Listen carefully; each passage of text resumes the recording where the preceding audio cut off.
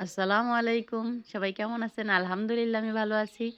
আর ভালো আছি দেখি আপনাগুলো কাছে আজ একটা নতুন একটা রান্না শেয়ার করতেছি। নতুন না অনেকেই হয়তো খাইয়া থাকতে পারেন। তো আমিও খাইতাম মাঝে মধ্যে। তো আজকে আবার নতুন করে রান্না করতেছি। তো এনে দিয়ে দিছি তেল। তেলের মধ্যে দিয়ে দিছি পেঁয়াজ, এলাচ, দারচিনি, একটু কাঁচামরিচ মানে ২-৩ টা কাঁচামরিচ। তো তেল একটু বেশি দেওয়ান লাগবো কারণ যে রেসিপিটা রান্না করতেছি একটু তেল ভাসা না হইলে মজা লাগতো না। তো দিয়ে দিছি একটু আদা আর দিয়ে দিমু হলুদ, মরিচ, জিরার গুঁড়া, মরিচের গুঁড়া দিয়ে একটু কষামু। তো যাই হোক ৭ দিনের ধারাবাহিক চলতেছে। তো কে ৭ দিনের ধারাবাহিক পালন করতেছেন? আর আমার তো খালি তেল দে, নুন দে, ভাত দে, তরকারি দে, মা লবণ হয় নাই, লবণ দে। মানে এই অবস্থায় চলতেছে। তো আমগো আর এই ডে মে কইরা লাভ নেই। তো আমরা যে এই সাধারণ রান্নাবান্না, সেই সাধারণ রান্নাবান্নাই করতেছি। কারণ আমগো এই সাধারণ রান্নাবান্নার মধ্যেই আমগো শান্তি। এই ৭ দিনের ধারাবাহিক পালনের জায়গা কোনদা কি যায় সেইটা খেয়ালও নাই। খেয়ালও থাকে না। তো যাই হোক একেকটা সময় যায় এই ৭ দিন পালনের। তো আমগো এই সময়টা মনে হয় পার হইয়া গেছি গা। তো অনেকেই হয়তো পালন করা ক করতাছেন বা কইরা থাকেন। আজকে হয়তো ৪র্থ দিন চলতেছে সম্ভবত।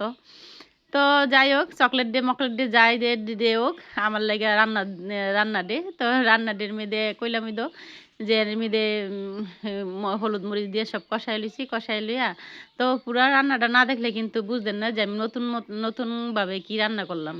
তো নতুনত্ব কি করলাম এডাল দেখতে হইলে পুরা ভিডিও দেখন লাগবো। তো কষানোলে একটু পানি দিয়ে দিছি আর একটু টমেটো দিয়ে দিমু। এই টমেটোটা কষানোর মধ্যে দিলে যাতে গলা হয়। তো যাই হোক এদিক দিয়ে কষানুক। আবার কিন্তু ভিডিওটা অফ করে যায়েন গা না। মানে এড়ায় যায়েন গা না যে নতুন কি এটা তরকারি কষাইতাছে। নতুনত্ব দিমু। তো এনে মুরগির মাংসগুলা দিয়ে লাইছিলাম। মুরগির মাংসগুলা ভেজাইছি সকালবেলা। আর এনে মুরগির মাংস একবারে কলিজে গিলা যা আছে সবকিছু লইয়া লইছি। তো এইটি কষানোর মধ্যে হয় না যে অনেক সময় রান্নাবান্নার মধ্যে যে কিছু রান্নাবান্না আরে এই রান্নাটা করতেছি যে একটুখানি শেয়ার করি। এই রান্নাটা করতেছি একটু শেয়ার করি। তো সবসময় কিন্তু সেই মন মানসিকতাও থাকে না। আপনাগুলো ভিডিও অনেকদিন ধরেই শেয়ার কইরা অনেক ভিডিও জইমা গেছে গা শেয়ার করুম। মানে এই মন মানসিকতা আরো একেকটা সময় হয় না যে বয়স হইছে তো অ্যা একলা থাকতে কেমন জানি পছন্দ লাগে। মানে একলা থাকতে একটু নিজের কইরা থাকতে পছন্দ লাগে। হই হল্লা সবসময় ভালো লাগে না।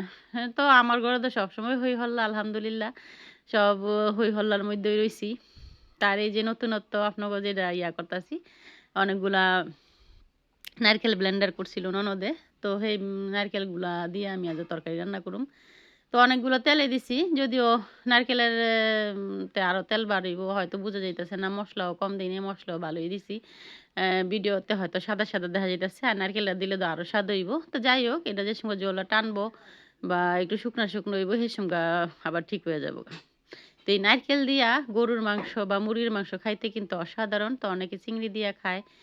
এই চিংড়ি দিয়া খাইতেও খুব মজা লাগে। আর নারকেলের তরকারিটা আমার কাছে যেকোনো কিছুর মধ্যে দিলে নারকেলের তরকারিটা খুব ভাল লাগে। তো এই তো তরকারিও একটু শুকনা হয়ে আইছে। আমি কিন্তু পানি দেই নাই। যে এই কষানোর পানিটা এই পানিটাতেই মুরগির মাংসটা সিদ্ধ হয়ে গেছে গা। এর লেগে আর পানি দেওয়া পড়ে নাই। অনেকটুখানি ভাজা জিরার গুঁড়া দিয়া নামায় নিলে বাস কমপ্লিট। তো কি নতুনত্ব একটা রেসিপি দিলাম। দেইখা কেমন লাগলো? আর রাইন্দা অবশ্যই খাইয়েন। আসলেও খুব মজার। কারণ নারকেল দিয়া যারা তরকারি খান, অন্যান্য এলাকায় অনেক খায়। আমগো এলাকায়ও অনেকে খায়। দেহি চিংড়ি মাছ দিয়া বা দিয়া। আমিও কিন্তু মাঝে মধ্যে রান্না করি। তো এই তো রান্নাবান্না শেষ পর্যায়ে। মানে খালি আরেকটুখানি ঝোলটা টানলে নামায় ফেলাম। দেখেন তো দেখতে কি খারাপ হইছে? খুবই সুন্দর হইছে না? খাইতেও অসাধারণ লাগবো। তো একদিন রাইন্দা খায়েন আর আমার পেজটারে ফলো কইরা দিয়েন।